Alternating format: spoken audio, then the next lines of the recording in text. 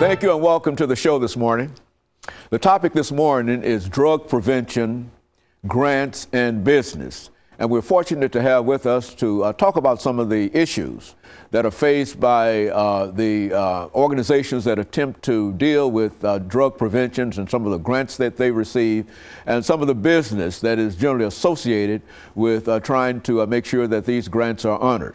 We have as our first guest, Ms. CGreenlee. And of course, Ms. Greenlee, we've had you on a number of occasions, and I think all of us know that you are associated with the Galaxy Star Drug Prevention Program. And Ms. IFletcher1. Ms. Fletcher is also a member of a organization dealing with drug preventions, but I think your organization, Ms. Fletcher, is called Sisters of the Soul. Right. And we'll have the two of you to talk about both those organizations this morning. As a matter of fact, Ms. Greenlee, why not let us start off with you by having us to give you to give us some information about your background, some of the things that you've been involved in, and then, of course, Ms. Fletcher can give us some information about not only her own background, but some information about Sisters of the Soul, of the Soul, is that right? And, of course, then we'll get into other topics. Okay, well, first of all, let me thank God for allowing me to be here once again, and thank you for your support.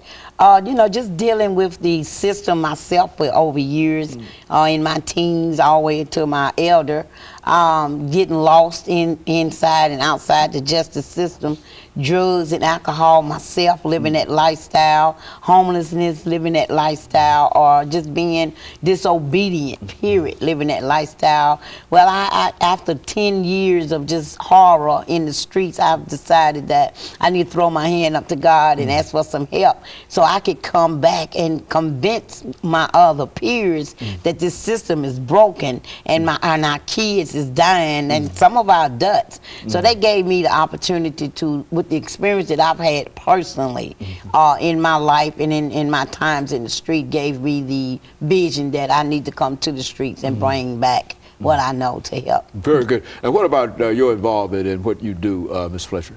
Well, with Sisters of the Soul, my organization is actually focused on empowering women and empowering women to impact areas of family, the youth, and the community. And a great deal of my background coming from a communications major, communications field with advertising, public relations, whether it be sports, corporate, entertainment, and over the past few years, working very heavily with nonprofit organizations, athletes, and entertainers with philanthropic initiatives. I was introduced to Clemmy and with her mission, and when we talked about the things that we do and believe as women, and then how the things that we've done over the course of our lives have and can impact our youth well into the future, we thought that this was a perfect way to join forces to impact an area that in so many ways is not getting the attention that it really should and that it deserves. And the youth are our future. So any way and anything that we can, to me, the way that God has blessed me and has allowed me to experience so many things as a woman and as a professional woman, that me now being able to take that and give back to our youth and then help even adults see a different way or a better way through individuals like Clemmy and those that we work with, then to me that's gratifying to be able to see that. And you know, Ms. Greenlee, one of the issues that we're dealing with here today is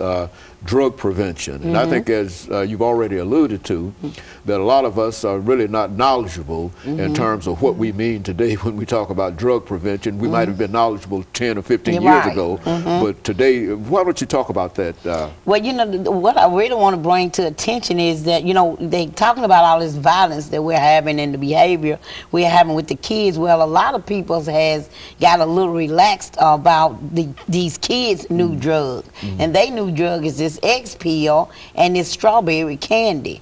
And I never heard those terms before. Yeah, I know, and people don't want to talk about it. You know, the pill itself is a violent pill, and I got this information from a family member myself. So everybody know I don't never talk about nothing until I hit home and do my research. Well, not only are the kids running around blunting, as they call it, you know, with their little cigars and their little weed, but then they think they're sprinkling it with cocaine, but they're not. They're sprinkling with this other pill, and it makes them violent. And the strawberry is made like a little piece of strawberry candy. It was on the internet for about 3 weeks, and that's it. That's all they talked about it for about 3 weeks.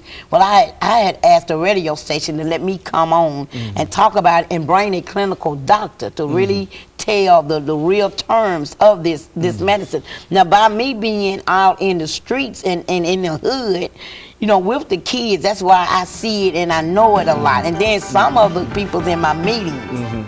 And we're going to have to take a break Go here ahead. for our first commercial break. And we'll be back with our audience following this very, very short commercial break.